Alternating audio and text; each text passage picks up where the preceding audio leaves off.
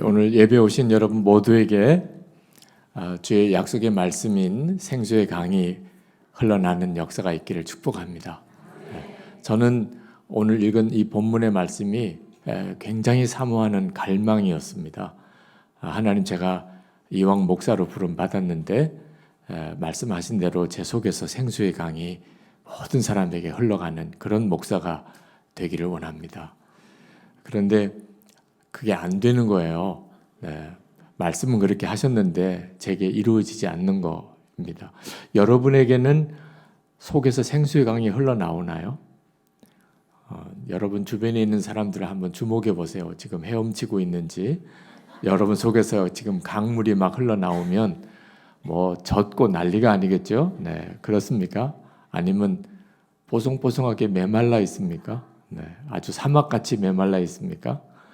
분명히 예수 믿으면 약속하셨어요. 우리 속에서 생수의 강이 흘러나리라고. 그런데 현실 속에서 많은 그리스도인들이 자기 속에서 생수의 강이 흘러나는 역사를 실제로 경험을 못하고 사는 것은 정말 답답한 일이죠. 주님이 약속하신 건데 왜 나에게는 이루어지지 않을까 하는 거예요. 저는 그냥 막연하게 기다렸습니다. 언젠가는 그런 일이 있을 거야.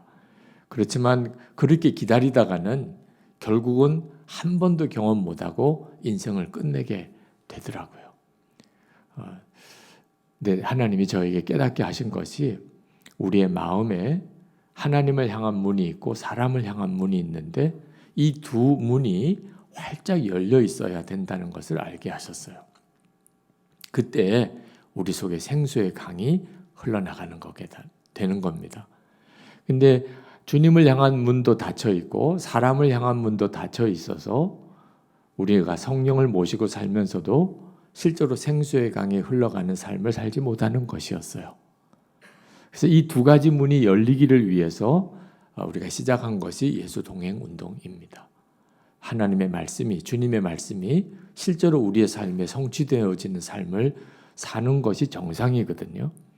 근데 그렇게 되지 못한 데는 우리가 제대로 예수님 안에 있지 못하기 때문에 그렇다는 겁니다. 먼저는 주님을 향한 문이 열려 있어야 됩니다. 오늘 말씀에 보면 우리 속에서 생수의 강이 흘러가는 조건이 아주 간단해요. 나를 믿는 자는. 예수님을 믿기만 하면 그러면 생수의 강이 흘러나온대요. 근데 우린 예수님을 믿잖아요. 그런데도 내 속에는 생수의 강이 흘러나지 않는다면 우리 속에 마음에 주님의 말씀도 이루어지지 않는 게 있구나. 그렇게 말씀에 대한 의심을 갖게 돼요. 참 기가 막힌 일이죠. 예수님이 하신 말씀을 주님이 이루지 않으시는 이런 기가 막힌 일이 우리 속에 일어나고 있는 거예요. 예수님을 믿는다는데 우리가 정확하지가 않은 거예요. 요한복음 14장 12절에 가면 나를 믿는 자는 내가 하는 일을 그도 할 것이고 그보다 더 큰 일도 할 것이라는 놀라운 말씀이 나옵니다. 어떻게 우리가 예수님이 하시는 일을 할 수 있겠어요? 그보다 더 큰 일을 어떻게 할 수 있겠어요? 그것도 조건이 나를 믿는 자는 이라는 거예요. 자, 예수님을 믿는데 생수의 강이 흘러나지도 않고 예수님이 하는 일을 내가 할 거라는 믿음도 도무지 생기지가 않는 것은 웬일이죠? 예수님을 믿는다는 것에 대해서 정확하게 모르고 있기 때문에 그렇습니다. 여러분, 예수님을 믿는다는 것은 여러분이 알고 있는 그냥 생각을 한번 정리해 봅시다. 예수님은 하나님이신데 사람으로 성육신 하셔서 사람으로 태어나시고 그리고 우리의 모든 죄를 예수님이 다 짊어지시고 십자가에서 피 흘려 죽으시고 그리고 사흘 만에 부활하심으로 예수님이 온 인류의 구주이심을 드러내시고 누구든지 바로 그 예수님을 믿으면 모든 죄가 사함을 받고 그리고 하나님의 자녀가 되는 권세를 얻고 그리고 죽으면 천국에 간다. 자, 예수 믿는 거죠? 여러분 중에도 그렇게 예수를 믿으시는 분이 많으실 거예요. 아마 다 그렇게 예수를 믿으실 거예요. 누가 그걸 예수를 안 믿는다고 말하겠어요? 그런데 이렇게 예수를 믿는 것만 가지고는 내 속에서 생수의 강이 흘러나오고 예수님이 하는 일을 나도 할 것이라는 게 안 믿어져요. 분명히 예수를 믿는 건데도 주님이 하시는 일을 내가 할 수 있어? 이건 말도 안 돼. 그렇게 되는 거예요. 예수님을 믿는 것이 정확하지 않기 때문에 그렇습니다. 그러면 그거 말고 어떻게 더 믿어야 됩니까? 예수님에 대해서? 요한복음 15장 5절 말씀에 보면 나는 포도나무고 너희는 가지라. 저가 내 안에 내가 저 안에 거하면 그러면 저는 많은 열매를 맺을 것이라. 여러분, 이 말씀은 예수님을 믿는 것에 새로운 눈을 또 우리에게 열어주는 거예요. 예수님을 믿는 것은 단순히 예수님이 십자가에서 내 죄를 위해 죽으시고 사흘 만에 부활하시고 그리고 그 예수님을 믿으면 하나님 자녀가 되고 우리가 구원받고 천국 간다는 것만 아니에요. 예수님과 우리는 완전히 하나예요. 포도나무와 가지예요. 그리고 우리는 예수님 안에 거하고 예수님은 내 안에 거하시는 거예요. 그러면 많은 열매가 맺어져요. 예수님의 열매가 맺어지는 거예요. 이걸 사도 바울은 갈라디아서 2장 20절에서 자기 고백으로 이렇게 고백하고 있어요. 내가 그리스도와 함께 십자가에 못 박혔나니. 예수님과 함께 죽었다는 거예요. 이제는 내가 사는 거 아니요. 내 안에 그리스도께서 사시는 것이라. 이제 내가 육체 가운데 사는 것은 나를 위하여 자기 몸을 버리신 하나님의 아들을 믿는 믿음 안에서 사는 것이라. 그렇게 고백했어요. 자, 여러분, 예수님과 함께 내가 주님과 함께 죽었어요. 그리고 이제 예수님의 생명으로 사는 거예요. 예수님은 내 안에 오셨어요. 주님은 포도나무고 나는 가지예요. 나는 예수님 안에 거하고 예수님은 내 안에 거하세요. 그러면 생수의 강이 내게서 흘러나오는 게 뭐가 이상해요? 생수의 강이 예수님이신데 그분이 지금 내 안에 거하시는데 내 속에서 생수의 강이 흘러나오는 게 이상할 게 하나도 없죠. 아니 나는 죽고 예수로 사는 것이 예수 믿는 거라면 예수님이 하는 일을 내가 하는 게 뭐가 이상해요? 내 안에 사시는 분이 예수님이신데 예수님을 어떻게 믿느냐에 따라서 이 약속의 말씀이 믿어지기도 하고 안 믿어지기도 하는 거예요. 그러니까 사랑하는 우리 뉴저지 연합 감리교회 성도 여러분, 여러분이 다 예수를 믿으시는데 반쪽만 믿으면 안 돼요. 예수님 때문에 내 죄가 사함 받았다. 그쪽만 믿으면 안 돼요. 그 믿음은 분명히 해야 돼요. 그러나 어디까지 가야 진짜 예수를 믿는 거지요? 예수님과 나는 온전히 하나가 되어서 나는 예수님 안에 거하고 예수님은 내 안에 거하시고 계시다. 여기까지 믿어져야 돼요. 이것이 바로 주님을 향하여 문이 활짝 열린 거예요. 여러분 속에 주님을 향하여 문이 열렸는지 안 열렸는지는 나는 이미 죽었다. 예수님으로 산다. 이게 믿어지느냐 안 믿어지느냐 하는 거예요. 여러분은 죽었습니까? 여기서 갈라지는 거예요. 예수를 믿고 안 믿고가. 나는 안 죽었어. 나는 성질도 여전히 있고 혈기도 여전히 있고 나는 안 죽었어. 아니 왜 이왕 고백하는 거 성경 아닌 쪽으로 자꾸 고백을 하냐 말이에요. 분명히 성경은 죽었다는데 나는 죽었습니다.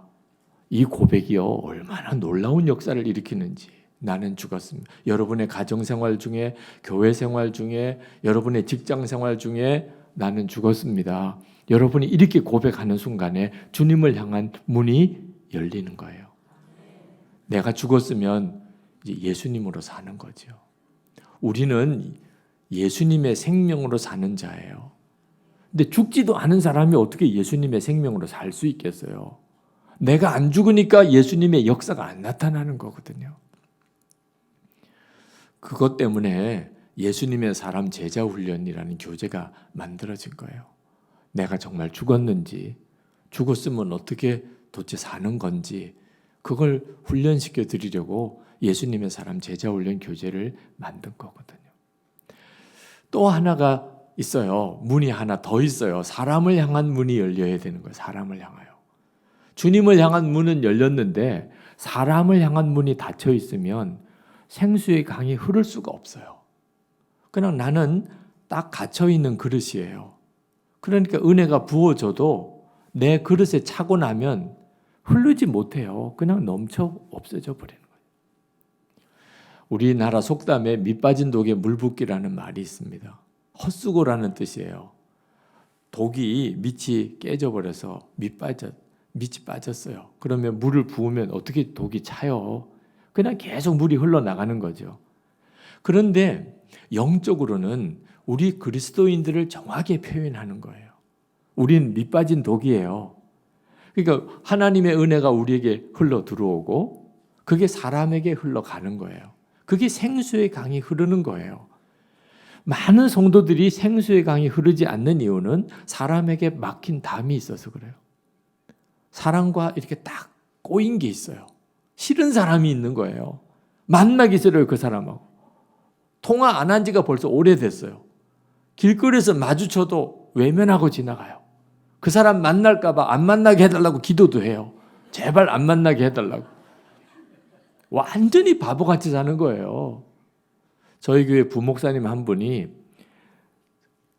친구 따라서 처음 전도받아서 교회를 갔어요. 학생 때. 근데 기도를 하는데 자기는 뭐 기도를 어떻게 해야 되는지 모르겠어서 친구가 기도하는 걸 가만히 들어봤대요. 그랬더니 친구가 뭐라고 기도하냐면 큰 그릇이 되게 해달라고 기도를 하더래. 너무 멋있게 느껴지더래. 그래서 자기도 그 친구 기도 따라서 자기도 큰 그릇이 되게 해달라고 그렇게 기도한 바람에 목사가 된 거예요. 남의 기도 따라하는 거 아니에요. 네. 그게 그 친구가 큰 그릇이 되게 해달라고 기도한 게 목사가 되게 해달라고 기도한 걸 줄 몰랐어요. 그냥 멋있어 보여서 기도했더니 자기가 어느 순간에 목사가 돼 있더래요. 그런데 목사가 되고 난 다음에 하나님의 은혜를 알고 나니까 큰 그릇이 되는 게 얼마나 잘못된 기도인가 하는 걸 알았대요. 하나님의 은혜는 바다같이 넓어요. 그 바다 같은 엄청난 은혜의 물을 어느 그릇에다 담을 수 있겠냐고. 아무리 그릇이 커도 바닷물을 어떻게 담아낼 수 있겠어요. 담아놓는 순간에 그저 백사장의 모래 하나 같은 정도 수준밖에 안 되잖아요. 그리고 이 하나님의 은혜를 내가 어떻게 감당할 수 있을까? 큰 그릇이 아니고 밑 빠진 독이 돼야 되겠구나. 그래서 그 다음부터 하나님께 기도하기를 하나님 밑 빠진 그릇이 되게 해주세요. 이렇게 기도를 한다는 거예요. 그럼 하나님의 은혜가 내게 계속 흘러넘치니까요. 그게 진짜구나 하는 걸 깨달았다는 거예요. 아무리 그릇이 커도 하나님의 은혜가 채워지고 나면 더 이상은 하나님의 은혜가 쏟아질 수가 없어요. 안타깝게도 많은 성도들의 삶이 이렇게 밑이 열려있지 않은 그릇이라 하나님의 은혜가 더 이상 부어지지 않아요. 하나님은 계속 새로운 은혜를 주시는데 옛날 은혜 받은 것 가지고서 그냥 버티고 사는 거예요. 여러분이 지금 그런 형편이라면 사랑과의 관계를 생각해 봐야 돼요. 내가 혹시 사랑과 관계가 막혀 있는 건 아닌가? 결혼도 말입니다. 자기가 행복하려고 결혼하는 사람이 있어요. 완전히 바보예요. 그것 때문에 결혼 생활에 모든 기쁨이 없어지는 거예요. 이기적인 마음인 거예요. 이기적인 마음. 어떤 연예인이 자기가 결혼을 발표하면서 왜 그 사람하고 결혼하게 됐는가? 그 사람을 만나고 난 다음부터 얼마나 일이 잘 되는지 내가 이 사람하고 결혼하면 정말 잘 살겠구나. 그래서 결혼을 했다는 거예요. 그걸 신문 기자들 앞에서 아주 잘하는 거라고 발표를 하고 있더라고요. 제가 그 뉴스를 보고 저 사람 진짜 큰일 나겠다 하는 생각이 들어요. 그러면 살다가 안 되는 일 생기면 어떻게 해요? 저 사람 때문에 또 안 되는 거구나. 이제는 여기까지 살고 그만둬야 되겠구나. 맨 이런 식으로 생각하는 겁니다. 결혼도 나 행복하자고, 나 잘 되자고. 이게 바로 그릇이 딱 닫혀 있는 거예요. 사람에게. 모든 이해관계가 다 자기 이익이에요. 교회 생활 봉사하는 성도들도 보면 그렇게 열심히 교회 봉사하는데도 심령이 메마르는 사람들이 있어요. 그렇게 봉사 열심히 하고 헌신하고 충성하고, 그런데 마음 심령은 메말라져 있어요. 그래서 거기서 모든 시험들이 또 생겨요. 이유가 뭔지 알아요? 계속 칭찬받고 싶은 마음으로만 하니까.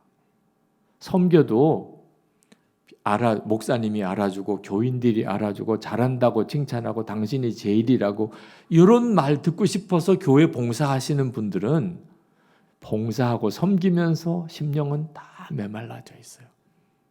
주변 사람들도요, 아슬아슬해요.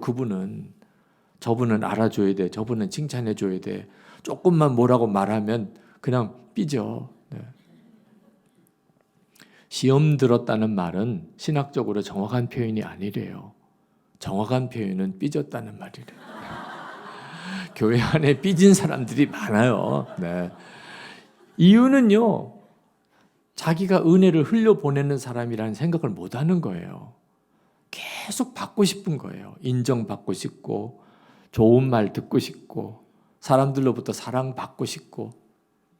그래서 결국은 뭐죠? 생수의 강이 흘러가는 삶을 살지 못하는 거예요.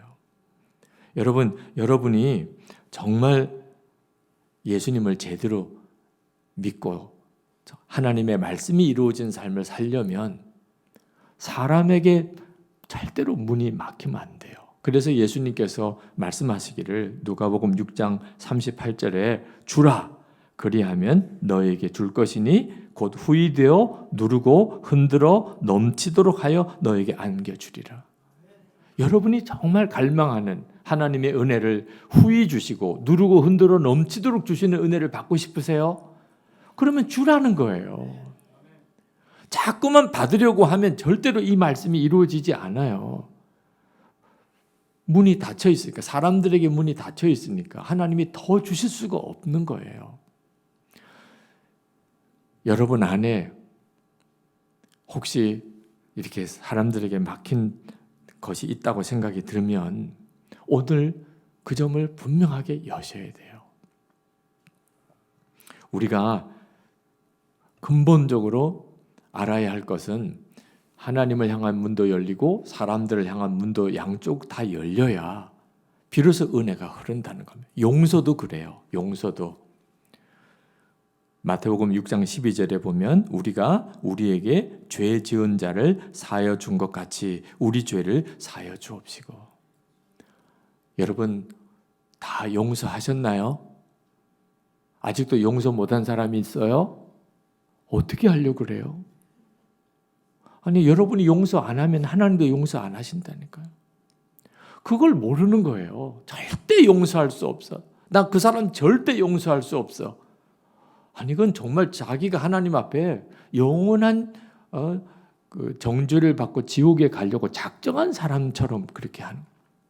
내가 그 사람 용서하면 하나님이 나를 용서하시고 내가 용서하지 않으면 더 이상 용서받지 못하는데 그걸 모르니까 용서 못해. 나 그 사람 절대 용서 못해. 결국은 하나님의 은혜는 그에게 더 이상 부어지지 않는 거예요. 기도도 그래요. 기도도. 마태복음 7장 12절에 그러므로 무엇이든지 남에게 대접을 받고자 하는 대로 너희도 남을 대접하라. 이것이 율법이요 선지자니라. 여러분 하나님께 기도하고 정말 응답을 받고 싶으시잖아요. 하나님 제발 기도 이루어 주세요. 그렇다면 다른 사람이 여러분에게 요구하는 것도 들어줘야 돼요. 대접받고자 하는 대로 너희가 먼저 대접하라. 하나님, 제가 이 사람이 나에게 요청하는 거, 저 사람이 나에게 부탁하는 거 내가 들어줬습니다. 하나님께서도 제게 들어주세요. 그렇게 해야 된다는 거예요. 그런데 우리는 다른 사람이 나한테 뭘 요청하는 것에 대해서는 그렇게 짜증을 내요. 왜 자꾸 나한테 그렇게 부탁하는 거예요? 언제까지 나에게 자꾸 그렇게 조르는 거예요? 지긋지긋해요.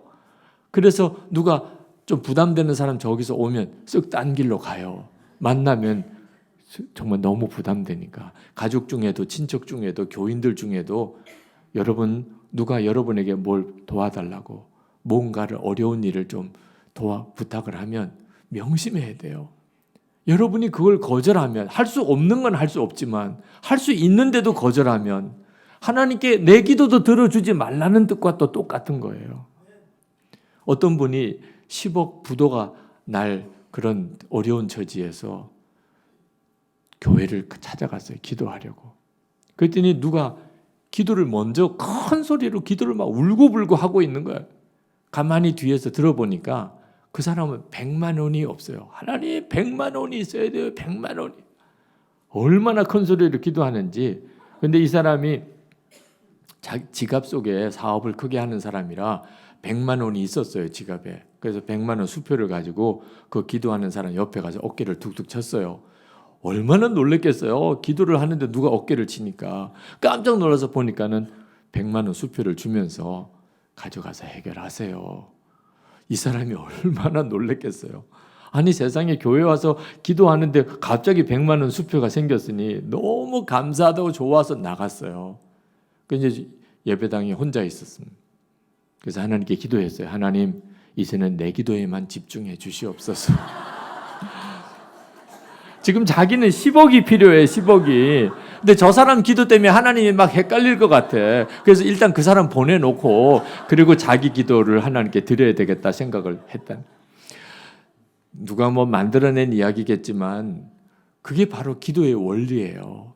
내가 할 수 있는 것을 자꾸 다른 사람에게 들어주면서 하나님께 내 기도를 부탁드려야 되는 거예요.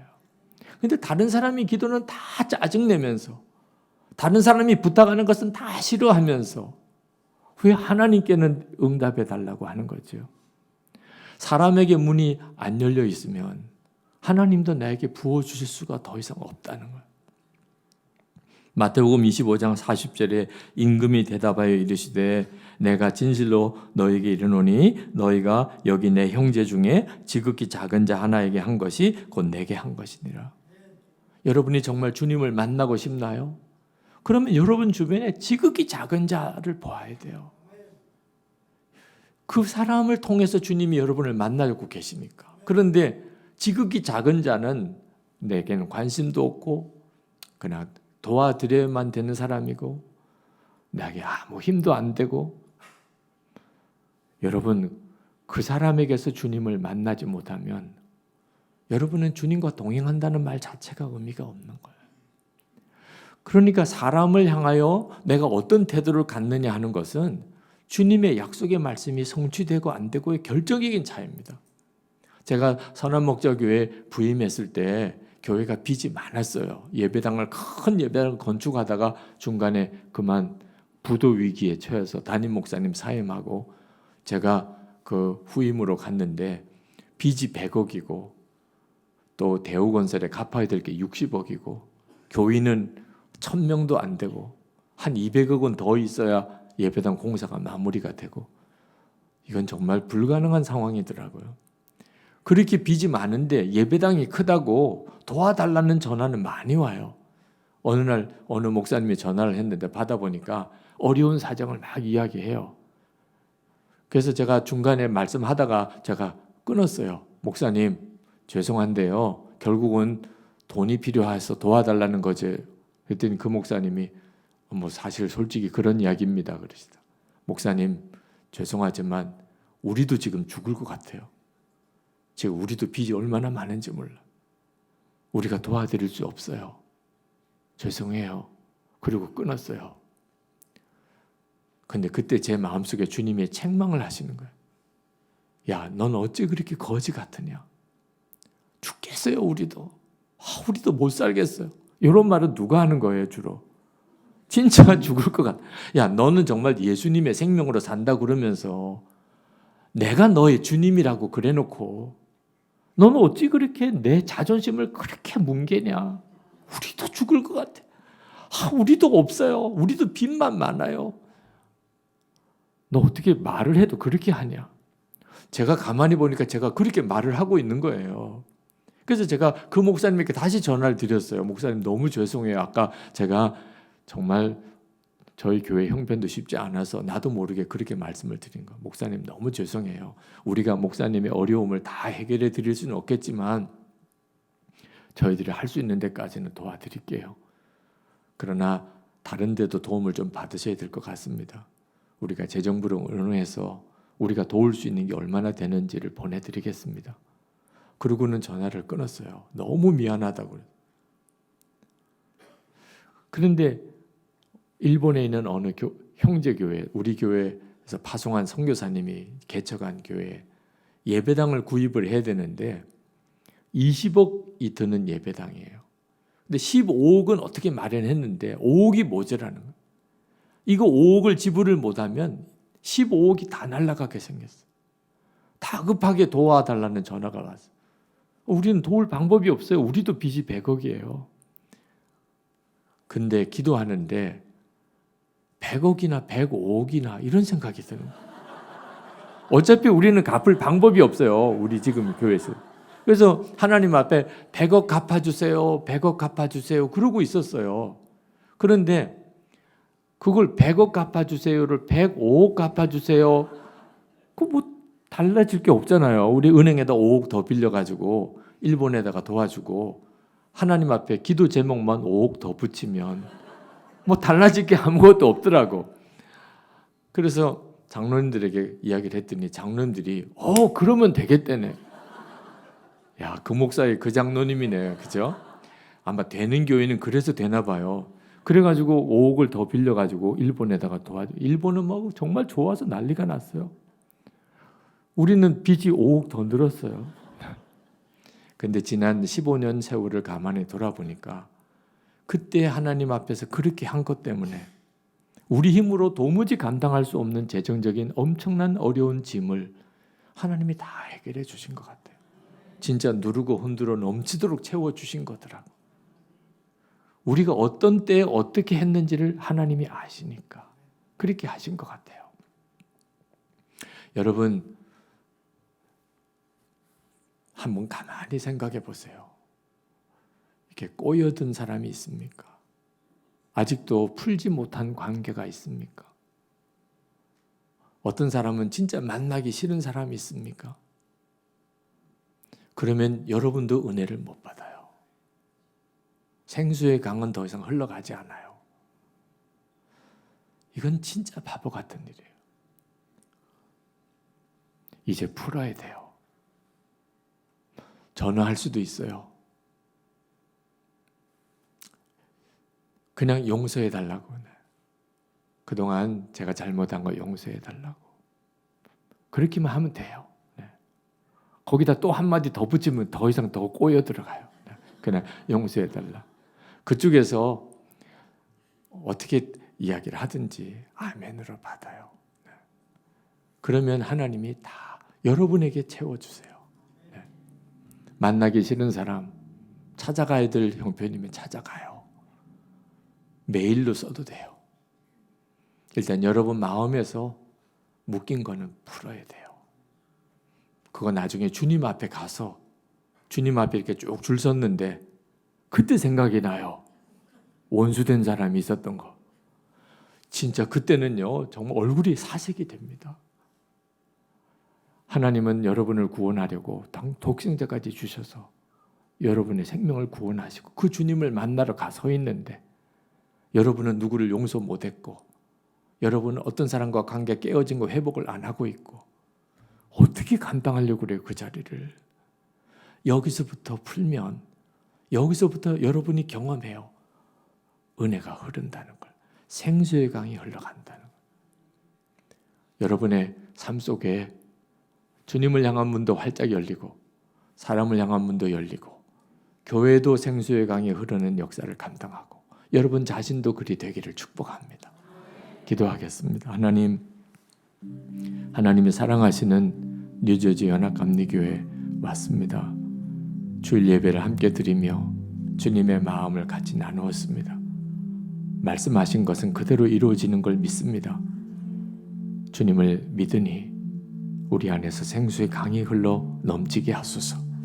성도들의 삶 속에 그리고 교회 위에 생수의 강이 흐르는 역사가 그치지 않게 하소서. 주 예수 그리스도 이름으로 간절히 축복하며 기도합나이다. 아멘.